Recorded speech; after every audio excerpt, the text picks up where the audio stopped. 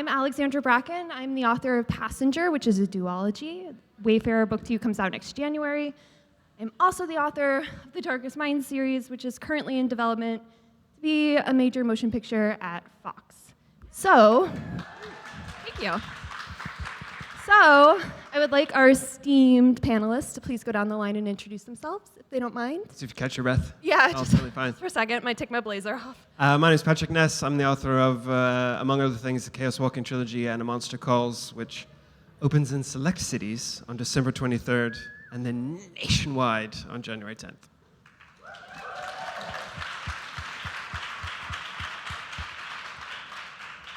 I'm Lev Grossman. I'm the author of, among other things, not very many other things, the Magician's trilogy, which is a trilogy of books, but also a TV show on Sci-Fi.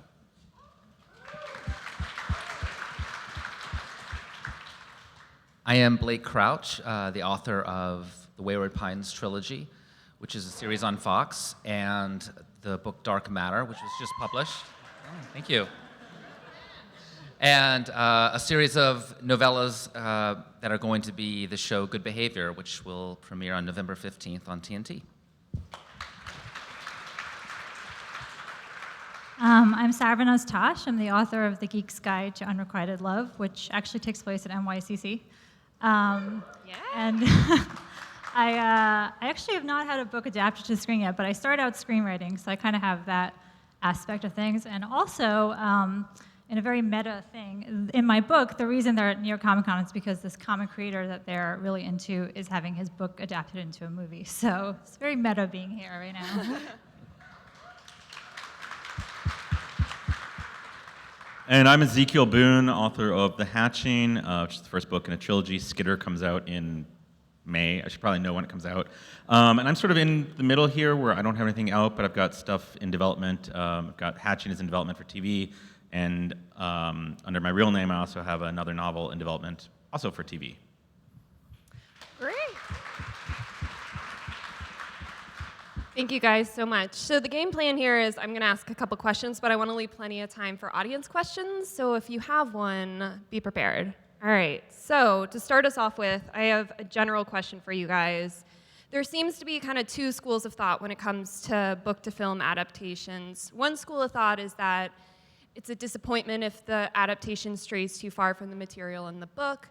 And then the other side of that argument is that if it stays too close to the book, some fans feel like, you know, they've already experienced that exact story in the book, so why did they need to see the film? So I'm wondering what you guys think actually makes for a good book-to-film adaptation, or a successful one. Do fans really think this second? Do they really complain about it being too faithful? I'm curious about this too, but I've read, when I was doing research for this panel, I read so many essays about like the perils of staying too close to a book's plot, which I thought was, had never thought about it that way before. Well, I mean, I adapted my own book. I wrote the screenplay for Monster Calls, and so the author was very difficult. Tough and when personality. and I've done other adaptations of other people's books, and I was once fired from straying too far from the source material, but it was really bad source material. The way when I was adapting Monster Calls, the phrase I used in my head wasn't adaptation, it was remix. And I can understand how a remix works. It's still the same song, it's just in a different form, and that makes more sense to me because in obvious terms, a movie is not a book. A movie is much shorter. It is at most a long, short story. The thing you get in return is what an image can do. So I think if you stay true to the spirit of the book, that's as best as you're going to get, because too faithful adaptations end up not making much sense because everything rushes by and you don't have time to either understand it fully or to let all the emotions land. That's my take. Thank you.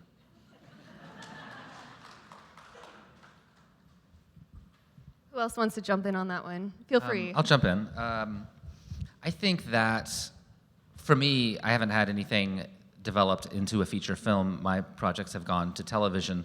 So what you find in TV is that it just churns through plot. So my Wayward Pines trilogy, which is 3 full novels, the first episode of that series basically blew through the first half of the first book. And what I realized is the television show was a way to expand on the core idea and to blow out character arcs in ways I'd never really explored in the books. I like it when an adaptation, whether of a film or a television show, shows me something that the book did not. Otherwise, it just feels like we're repeating the same story and the exact same characters, just in a different media. I really like that there's something new brought to the table. As a reader, I actually almost always think I want the movie to be exactly like the book.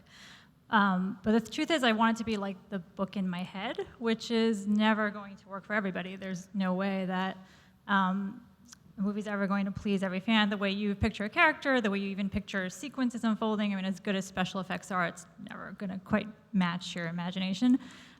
So there's that aspect, and also coming from a screenwriting point of view, to Patrick's point, like, I know that as a screenwriter, you know, you have to visualize a lot of things that in a book is like pages of backstory or pages of, you know, internal thought, which in a movie would be very boring. So it is about kind of finding the themes and the things that make the book tick and adapting it to be successful for the screen. And does anybody seriously miss the House Elf Liberation Front? And, yeah. Raise your hand. Yeah. Yeah, I don't believe you. You're liars. Liars. You just got shamed on this book on panel. Oh, I'm good. Okay. I was thinking of Harry Potter, actually. I was thinking of Prisoner of Azkaban, which is my favorite of the Harry Potter movies. Yeah.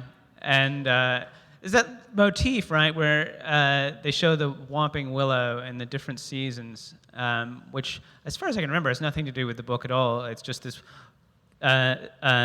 thing where the director was super enjoying himself. And it's what springs to mind when anybody talks about a successful adaptation.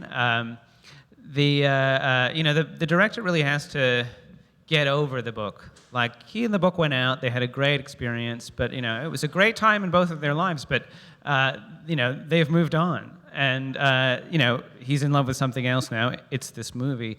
You could really feel his love for the moviness of this story. And you really want to, it's vague, but you just have to feel like they got over the book. They loved the book. They still will always love the book, but they got over it. Yeah, I think, you know, reading is an inherently different experience than watching TV or going to the movies. And one of the things that happens when you see a movie or a TV show is that movies are always shorter than the book, and TV shows are always longer. It's just, you know, sort of the way it translates from page to screen. But one of the wonderful things is that in creating their own worlds, movies and TV shows allow us as viewers to enter the world and sort of take a little part of it with us. I mean, if you go over to the Javits Center and see everybody who's dressed up, you know, these are ways for people to sort of enter the world in a different way than we do reading. And so I think that any way that you take a book and transform it, all you're trying to do is open it up so more people can enter that world. Very cool. Thanks, guys. Yeah, I like that. Did anything surprise you about the adaptation process or in adapting another person's work? Was there anything kind of Hollywood threw at you that seemed like a little bit of a curveball? You're like, nope, it was exactly like they. I was thinking it was all curvy. There was no straight parts of it at all. I guess I became aware rapidly and semi-traumatically that you know, the writing novels is one of those media where the creator has so much control. You control everything. You cast all the parts. You play all the parts yourself. It's like that, you know, those old Paul McCartney videos. Whoa, I just dated myself. Where he plays all the instruments. But, you know, you dress all the sets, you do all the costumes, you coach all the actors in their little line readings because it's all you. And then it passes over into TV or movies, and just the clothes, there's like 4 people whose only job it is to figure out the clothes. It's intensely collaborative. What I discovered something about myself, which is that I'm a control freak. And it was a very steep learning curve, just figuring out how to collaborate with other people. I'd never done it before. All good on that one? One of the things I discovered is that I'm really bad at pitching my own work. I know it really well, but when asked to help the producers figure out the pitch, I was less than useless, I would say. I have definitely been there. I know exactly what you mean. Lev, kind of jumping off of that, I noticed one thing about The Magicians, having read the book and seen the show. The show kind of takes a more direct and traditional storytelling approach than the wonderfully complex novels, and they even added a character. So I'm wondering if you could talk a little bit about why they might have restructured the story a little bit and added the character, and if there were any benefits or pitfalls to it. I know that's like kind of a complicated question. No, I mean it's sort of glib to say, well, they tell stories differently on TV than they do in books. But it's very, like many glib things, it's very, very true. When I first got a look at the kind of season 1 outline, it was like my book had a really bad transporter accident on Star Trek. Like it had just gone through there, and whoa, what came out on the other end? It was completely scrambled. And I understood, for the first time, that there are things that you can do in novels, as there are many things you can do on TV that are impossible in novels. There are things you do in novels that are just not actually possible on TV. TV, as Blake said, chews through plot so fast. It's like this horrible plot-gobbling machine. The pilot of The Magicians goes up, I think, about a third of the way through book 1, and I worked so hard on book 1. It took me so long to figure out the plot of book 1. They have like 4 plots in every episode. It's astounding. And then structurally, it's very different. I mean, in novels, there's a big reveal that comes 2/3 of the way through the first Magician's book. I think now they blow that reveal in the flap copy, but it used to be really surprising when you came to that reveal. And I worked so hard, again, to hush up that and place little red herrings and try to point your attention the other way so the reveal would be surprising. You can't do that on TV. You cannot slow play your big reveal in TV in that way. They blow that surprise in the pilot because they've got to front load so much information and give people a very clear idea of what they're signing on for. And in part, I think it's because of the market in which TV exists and how expensive it is, and the metrics by which it's judged, but also just that weird serial structure that it lives in. It doesn't function the same way. It's a different kind of organism than a novel. Thank you. Sort of jumping off of that, Sarvenaz, I know you've done a ton of different types of writing, including adapting books into screenplays. So I'm wondering how that experience kind of plays into actually writing your novels, like speaking in reverse. Yeah. So I went to film school and I started out writing a lot of screenplays. And actually, when I went to film school, I thought I wanted to be a director. And one of the first classes I had was this class called Storytelling Strategies, where you had to take a myth and adapt it. And the reason they had you do that is so that you kind of understood like the hero's journey and 3-act structure all through the art of adaptation. And it was this amazing class because it really taught me all of that. And I think by the end of it, I realized I do not want to be a director. I really want to just stick to writing. So for me, actually, when I started writing manuscripts, I outlined them the same way I outlined screenplays. So I kind of go scene by scene, and I think in terms of beats and characters. So I think my books kind of read a little bit like movies, because I think that's kind of just the way they were written. But yeah, so screenwriting really helped me, especially writing YA, where it's very plot-driven, and I think like that kind of 3-act structure really works well in that genre. Yeah, that's kind of my experience there. Awesome. And Patrick, you kind of talked about this a little bit, but you obviously adapted A Monster Calls, but you've also adapted other people's work. So is there really a difference in your mind, or can you put enough distance in your own work, between yourself and your own work, to really like dig in deep and cut the things you need to, or is it more emotional process? Or Yeah, I mean, I might, because my theory is always that the book remains. I mean, I'll work as hard as I possibly can to make the movie as good as I possibly can, but the book remains. So for Monster Calls, I had I did it slightly out of order in that I had people interested in the book, and I had early on a few, not everybody. I don't like stories where Hollywood is automatically bad at everything, but I had a few suggestions of how the book might be changed, might be softened. Does she have to die? Yes. And so I thought, I feel like I know. If the book works, I feel like I know why it works, and I feel like I know the things that are definitely important to me and definitely what I would not want to see changed. But I'm not a filmmaker, so instead of selling the rights and signing on to write it, I wrote it on spec with no contract and no filmmaker attached. So I just wrote it, and I thought, well, I'll start the conversation.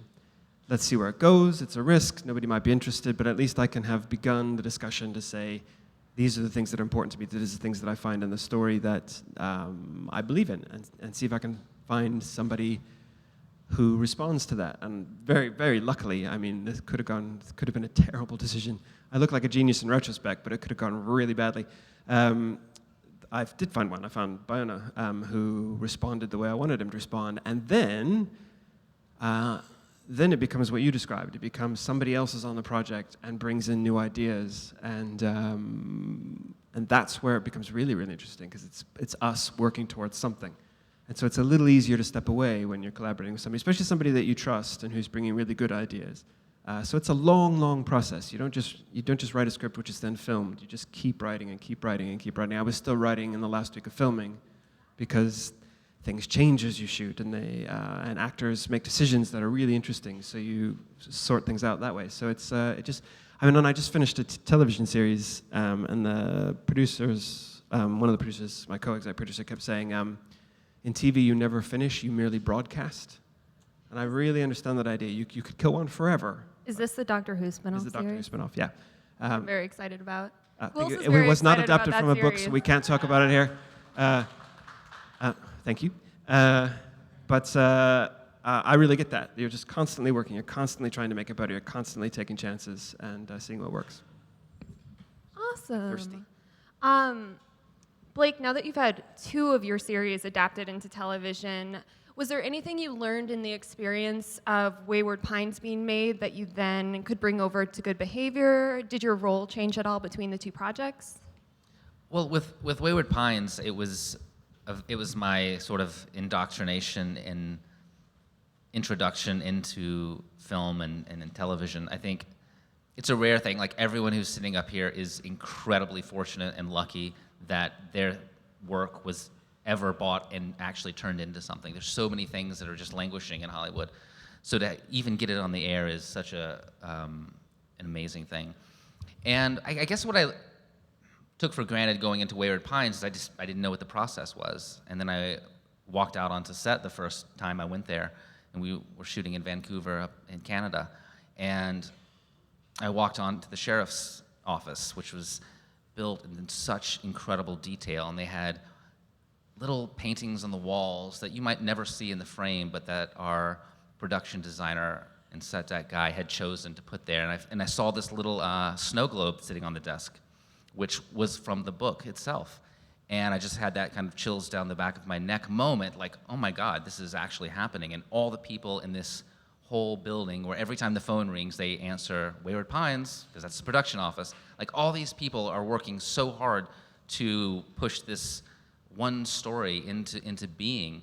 And so I guess on Wayward Pines, I just came away thinking, make sure this next thing I do is great and it's like worthy of all the people who are coming to work every day. And I mean, hundreds and hundreds of people. And it's like, being on set is like the worst camping trip you've ever been on. It's so much equipment, it's in the rain sometimes, but everyone works so hard. And I really wanted to write something, and I wrote it with my co-creator, Chad Hodge, who also is adapted your... Chad connection? Our Chad connection. The screenwriter who did Darkest Minds adaptation is creator of Wayward Pines and created Good Behavior with me.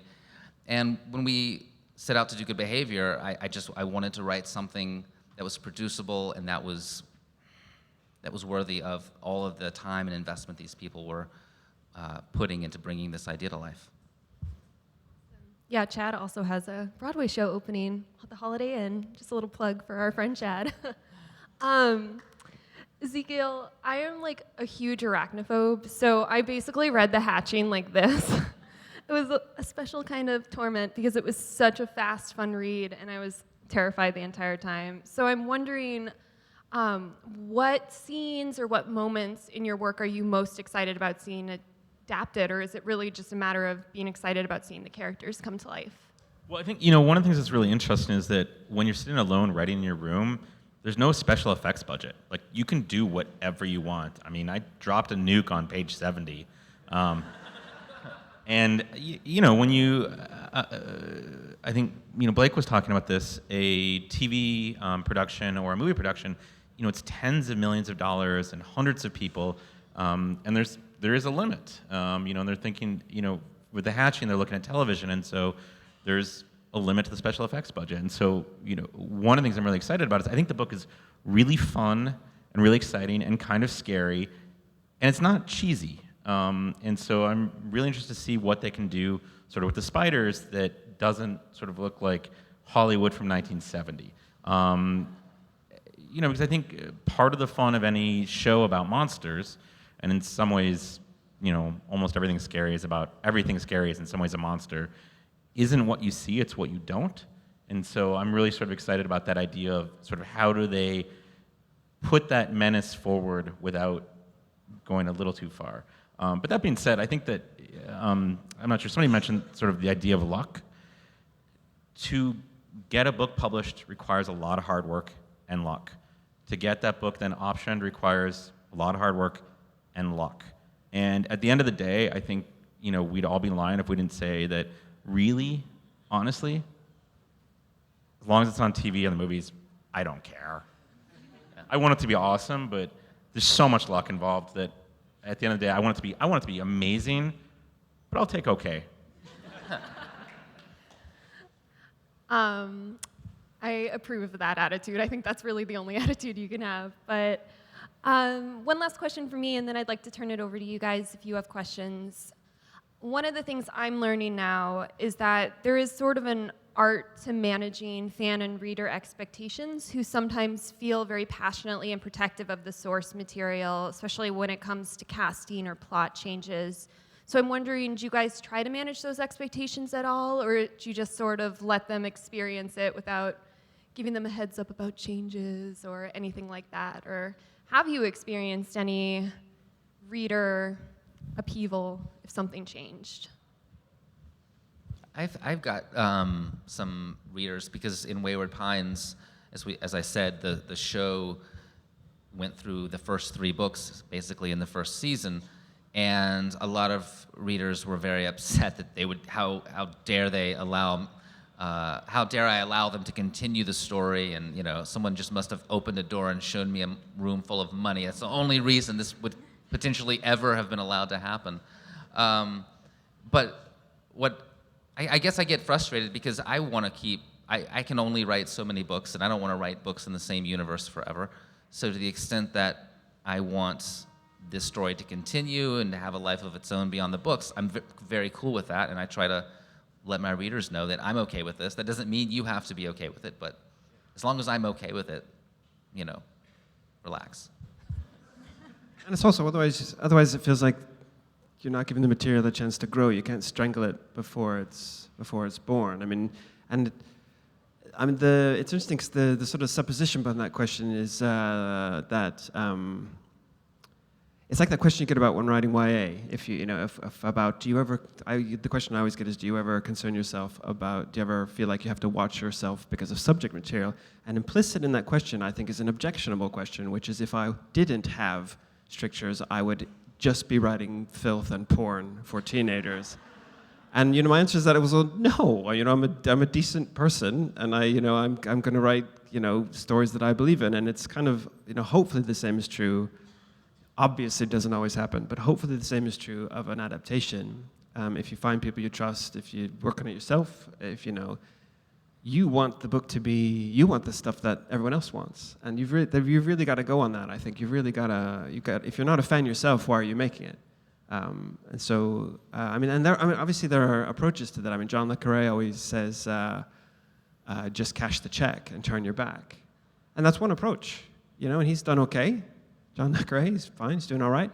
But, I kind of want to give it the best shot possible. So I tend to hold on to my rights until there's a good chance that it could be made, and there's a good chance it could be made with somebody interesting, and then it's always a risk. Always a risk. But, at least you can do it with people who want to do something good, and that's kind of the only way you can really proceed. Otherwise, I think you're really handicapping yourself. You're holding yourself back from really fully exploring it. I mean, if controversial, I think Game of Thrones is a better TV show than it is a book series, and I'm really, really happy that I love that it's now gone beyond the books, and is who knows if those books will match what comes, and I think that's interesting. I think we'd rarely get to find stuff like that. So I think that's really, really interesting. But those guys clearly love the books. Clearly love the books. So I'm happy with the changes and the excisions, and sometimes they make mistakes, sometimes they don't. But I think that's an interesting journey. But when you read a book, you actually do a lot of work when you read a book. It's actually not like watching TV or a movie. All you're given are these little crumbs, these tiny little words, and using that, you then create this entire world. You create images of the people. You hear how they say the lines. You're working so hard to kind of bring to life or instantiate or something this fictional scenario based on these just tiny little things on the page. And when I think of Game of Thrones, I was a big fan of the books before the TV show, and I worked so hard on my Game of Thrones. My Game of Thrones game was like, on fleek. I had my own Jon Snow. I had my own version of all the characters, which I had, worked for years on, 5 books. And then, the TV show, it's really asking you, if not to give it up, to seriously consider replacing it with this whole thing that they did. And so I get how wrenching that is. And I waited years before watching Game of Thrones, and I eventually did, and I enjoy the show, not as much as the books. Book 1 is great, and then he just goes batshit.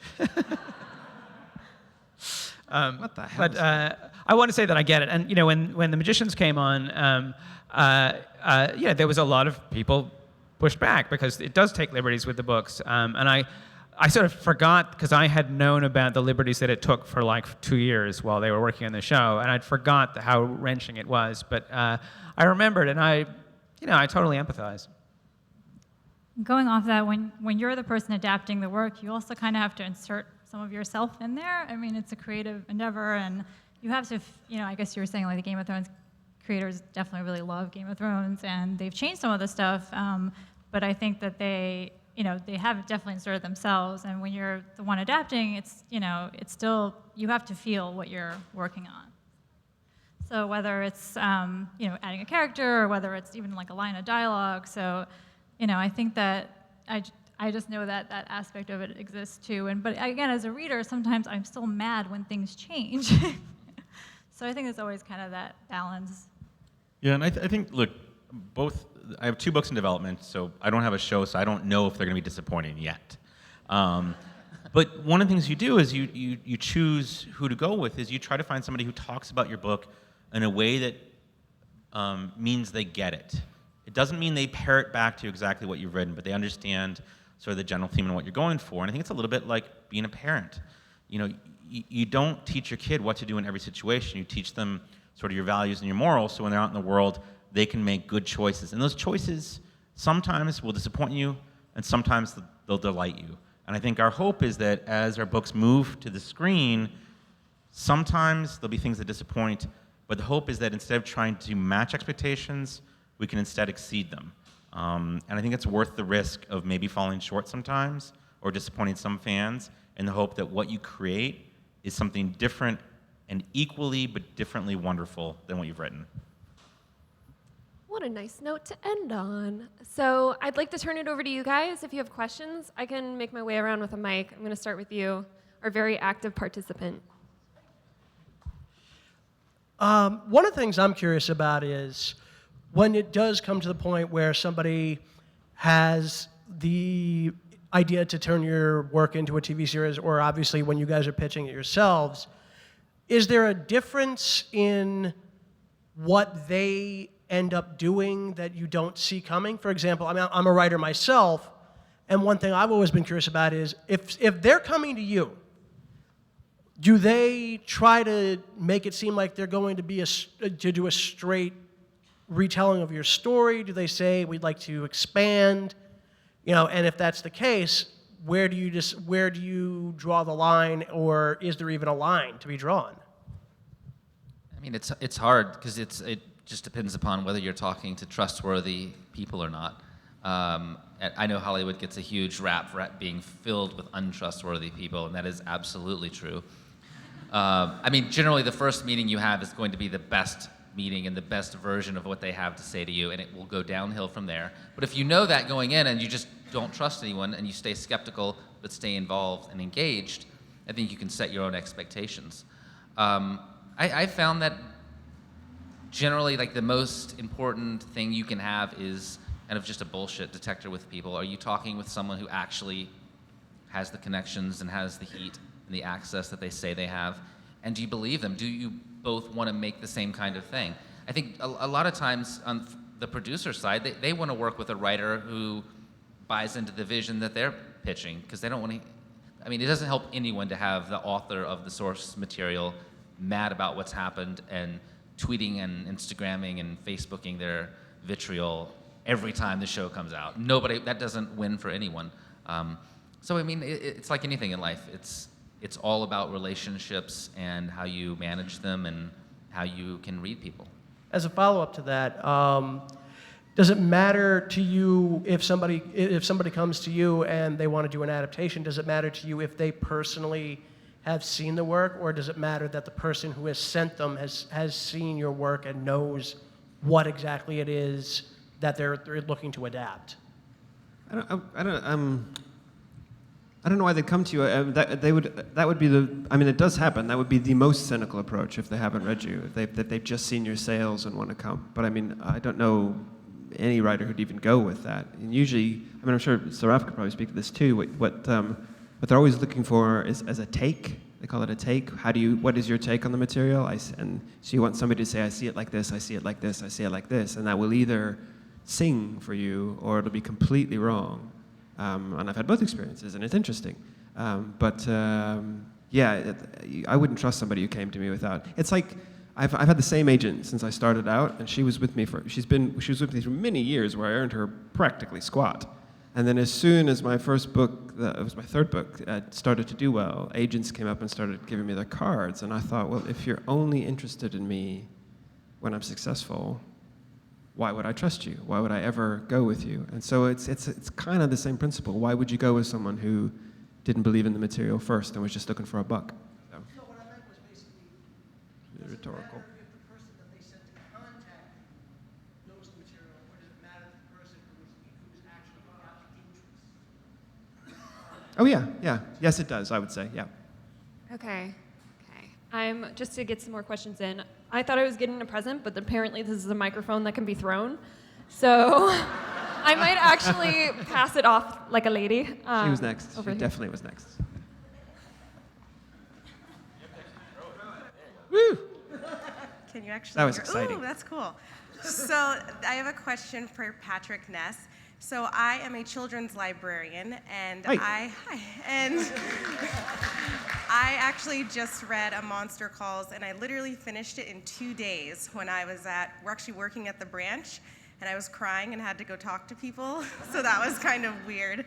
But it really, really touched me. My sister has cancer, and she has a young daughter who I think goes through a lot of the same emotional hardships, and I wanted to ask what was the inspiration behind the book, because the writing felt so real and genuine and raw, as though the person writing it had actually been through a lot of those emotions. So I wanted to know what the background was on it. The book started from an unusual place, which is a really fantastic English writer called Siobhan Dowd, who wrote 4 books, which you should all read. She's wonderful. And A Monster Calls was going to be her 5th book. But she wrote all of her books knowing that she had cancer and knowing that it was terminal. But she thought she would have time to write A Monster Calls, but she didn't. She died before she could really start. There was an opening chapter, a structural idea, and a few of the characters. And it was brought to me by the editor we shared at the time and said, would you consider turning this into a book? And my first response is no, because I don't think good stories get written that way. They have to be stories first before anything else, or nothing that you care about will actually, nobody will listen to what you care about because it isn't a story first. But her ideas started suggesting other ideas, and the very first idea I got, which is pivotal in the book and is pivotal in the film, is when he comes out of the second story and finds that he's destroyed his grandmother's sitting room without realizing it. And that to me was everything about the book, all that, the anger and the transgression of the anger, particularly when you're young.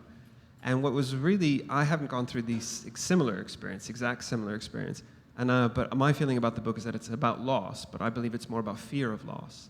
And it's also about fear of, it's also about being in that position when you're a young, clever kid, where nobody will tell you anything, but you're quite clever, so you'll figure out about 95% of what's going on, and it's that last 5% that's killer.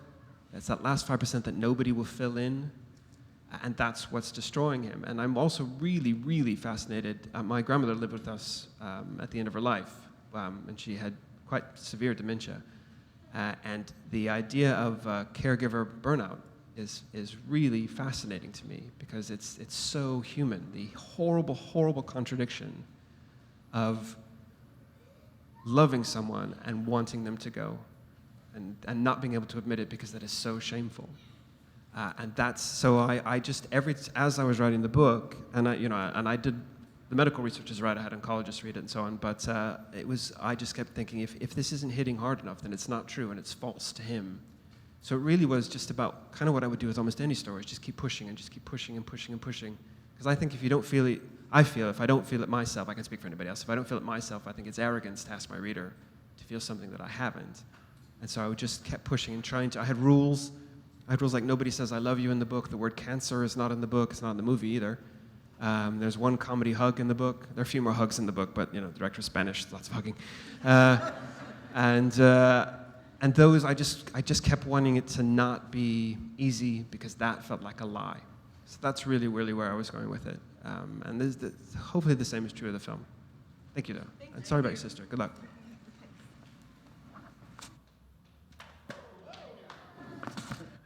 We found the flaw in the throwable mic. Hello. So this is for everyone, but frame more with a question towards Patrick.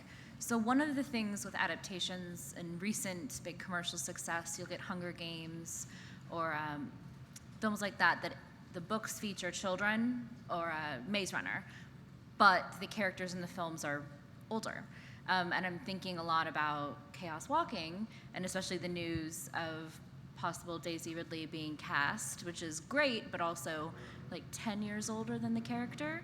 So how do you sort of balance when the story kind of hinges on the age of the characters to make them older? She's actually 44. Oh man, she looks great. She's not. No, God, you didn't even laugh. You really believe Daisy Ridley is 44 years old?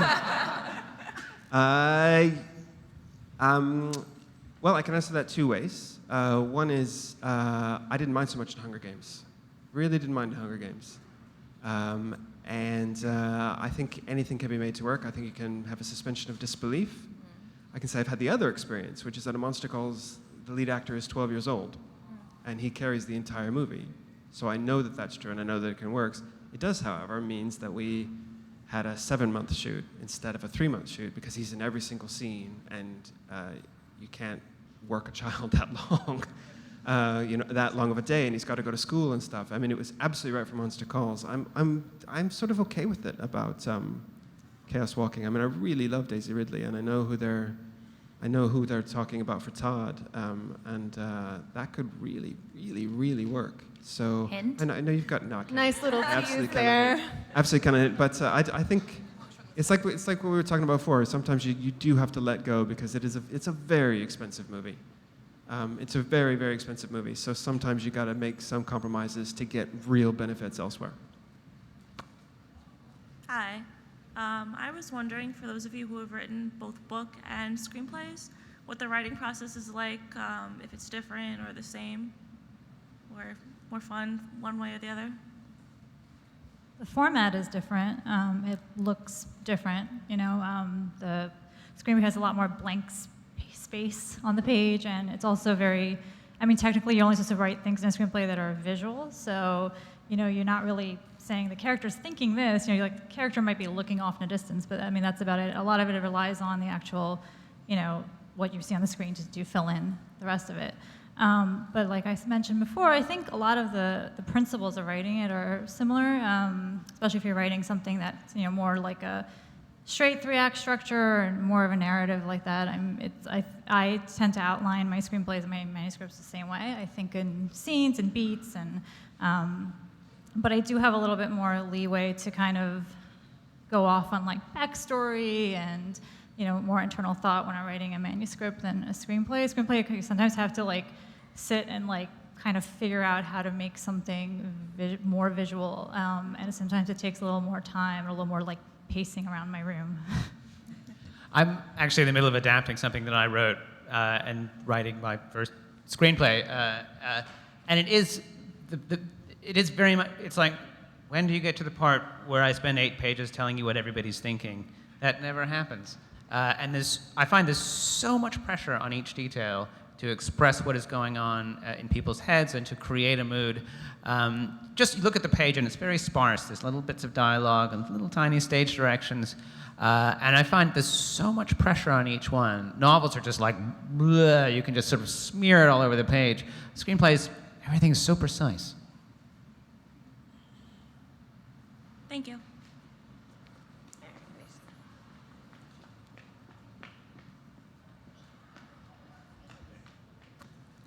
Hi. So perhaps you'd mentioned that you have to have the story first. I was wondering if that was, I guess, the common belief for everyone. If your work is being adapted into something visual now, let's go way back when you were first starting and actually writing your story. Did you see this as being on the screen or in some sharper way and were writing for that, or were you really just trying to get the story that you were trying to tell out? Anybody? I've talked a lot. So go. When I'm writing screenplays, then I'm definitely thinking, okay, this is what it's going to look like on the screen. But for novels, to me at least, you write it as a novel. Now that being said, there's certain scenes that in the conception, if you know they're going to be certain set pieces, those often have visual elements. And so, when you choose point of view in a novel, in some ways that's like choosing camera angles and thinking about how it's going to appear to the reader. I think I have a particularly visual style of storytelling, which maybe is why I've had books be optioned. But no, I think that you have to approach each work for the medium that you're writing it for. So if you're writing a book, you have to think of it as a book, and when you're writing a screenplay, think of it as a screenplay. And that's one of the reasons why sometimes going from the book to the screenplay can be a hard process, because it's not a one-to-one conversion. And I think Lev was speaking to this. One of the issues with the screenplay is that, every single word counts, and in a novel, you got a little bit of wiggle room. So, no, I think definitely when I wrote the book, I was thinking of it as a book first. And I was also thinking about mine as a book. However, mine is very inspired by John Hughes movies. So I had all this kind of wealth of pop culture and so it was in my head. And they're also at Comic-Con, so there's all these costumes and things happening. So I think I kind of saw it as a movie in my head, but again, I think that's also just because that's just how I write. It's not like I just was oh, it's going to be in the movie theater. It was just when I was writing, that's how I was kind of visualizing it. Back here. This is for anybody that's already gone through the process. Who has final say? You said there's multiple approaches to where some people just take the paycheck and turn their back, and others are heavily involved. Who has final say in terms of something happens? Or have you been said, no, we're going to go this way, even though you're the author and the book goes one way? Yeah, I don't know any writer that has final cut. I don't know who it is. It's definitely not me. Yeah, really, yeah.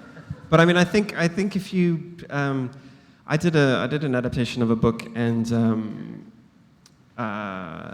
the writer of the book, after the first drafts by a different writer, wrote sort of 17 single-spaced pages about why this screenplay had ripped their heart out and sort of crushed their spirit.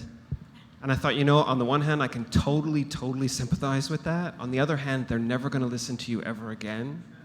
And so it's a part of it is becoming useful and becoming indispensable, and then just being a good, positive, creative part. And I felt like I tended to win more battles that way and there have been other times when I've really dug my heels in and lost, and that sucks. But if I felt like if I could be a really positive presence and bring really good stuff, then the decisions just sort of started to become consensus and what do you think and what do you think? And I mean, it's enormous hubris to assume that I have all the right answers to somebody else's $45 million. I mean, there's no way, and it should never be that way. But I felt like if I could be a useful part of the process, then they would continue to listen. I have also noticed, to answer that question too, that the amount of influence an author has sometimes is determined by how in demand the property is and kind of holding on to it. E.L. James. Yeah, E.L. James. Scoff if you want. She's writing the second movie, and she doesn't give a shit what you think. Yeah. She'll take that all the way to the bank. So yeah, sometimes it totally depends, I think, on who you actually collaborate with on it. Hi. So my question is, so out of your works that have been turned into, movies or television series, what changes have you actually liked, and how did you think that they improved your story? Because there's got to be something that you liked, what the filmmaker did versus like what you wish you'd done, or changes that you thought worked a little bit better in retrospect. Was the question, what are things that we liked that the filmmakers Yes. did that we didn't do? Yes. Okay. Sorry. Well, in Wayward Pines, I really loved the introduction of the protagonist of Teresa Burke, the way that they did it in the show. In the books, when you first meet her, it's kind of deep into the book, and she's already been there for a long time, and it's this whole question that's raised for the audience. Whereas in the show, you actually see her journey going to Wayward Pines to see her husband, or to try to find out where he's gone and what's happened to him. And I remember when I read that in the pilot script, thinking, that was the better choice for that story. I wish I'd done that. And of course, the book was already being printed, so it was too late.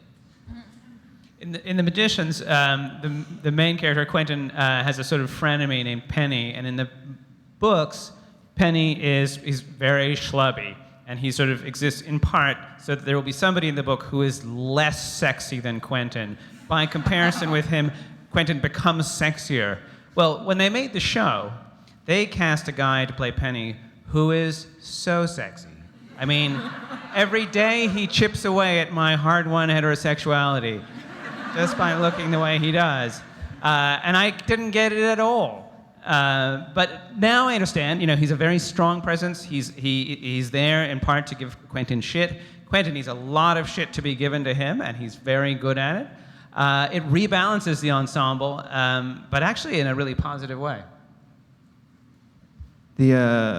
First I was going to say you should just totally let your heterosexuality crumble. The dancing, the so clothes are way better over here. For me, it was the end of A Monster Calls. The movie ends slightly differently than the book. It ends just a little bit after, and it's necessary because a book is something you can step away from and you can consider.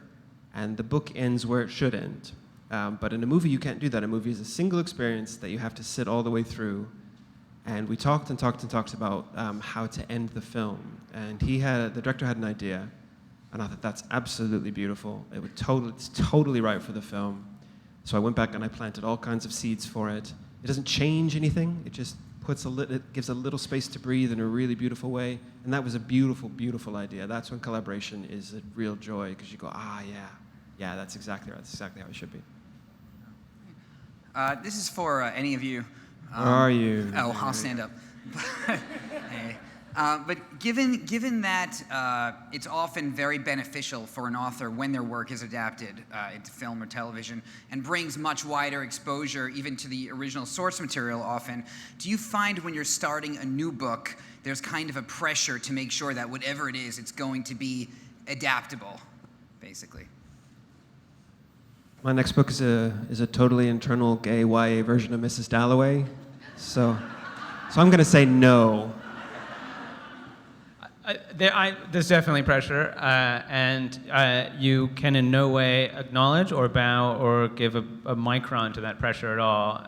When I started my first post-Magicians project, I immediately realized that the bar, it was borderline unadaptable.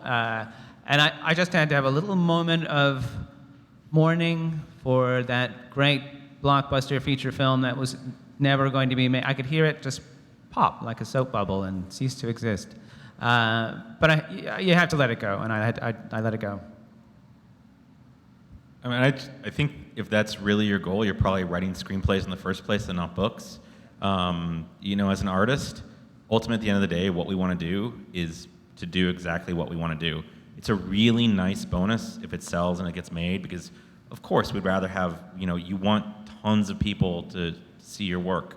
But it's a crappy reason to sit alone in a room by yourself day after day. I think we have time, for one more question. All right, sorry. I'm going to keep it short, given the time. But I'm a Libra. What would matter more to you? An adaptation of your work that adheres to the spirit of what you wrote, or rather something that's more pedestrian, in which whomever is adapting it is so faithful that it is boring? Just to quickly mention this, when I heard about Patrick O'Brian's novels being adapted into a film, I said, oh my God, no. They're going to completely screw it up. And even though I still have some issues with the film that was made, Master and Commander and The Far Side of the World, I thought overall it was a brilliant cinematic homage to what O'Brian was putting on the printed page. You need to look up Keeping It Short, dude. No, I'm kidding. Oh, something new, because I've already written the book. Why do you want to go through that again? If it's exactly the same experience, I want to learn and grow and see new stuff. That's what I say. He said, couching it in terms that makes it impossible to refute without looking bad. I do apologize. I didn't mean it that way. Sorry.